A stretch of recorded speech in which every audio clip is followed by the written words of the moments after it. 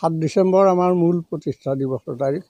21 আঘোণ সেইদিনাই আচাৰ্য ইলাৰাম দাস বাপেশ্বৰে প্ৰতিষ্ঠা কৰি গৈছিল এখন ভাগৱতী সমাজ অসমৰ।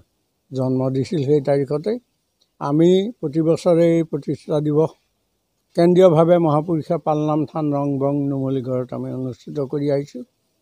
এইবাৰ 48তম বাৰ্ষিক অনুষ্ঠিত হ'ব অহা 6-7-8 ডিচেম্বৰত।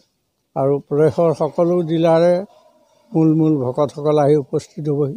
আমাৰ ধেমাজি, লখিমপুৰ, আপোনাৰ মাজুলী জিলা, গুৱাহাটী, আমাৰ গোলাঘাট, যোৰহাট, শিৱসাগৰ, ডিব্ৰুগড় এইকেইখন জিলাৰ সমন্বিতে একত্ৰে প্ৰদেশৰ প্ৰায় সকলো জিলাৰে কম বেছি পৰিমাণে আমাৰ সংগঠন আছে, সকলোৱে আহিবহি।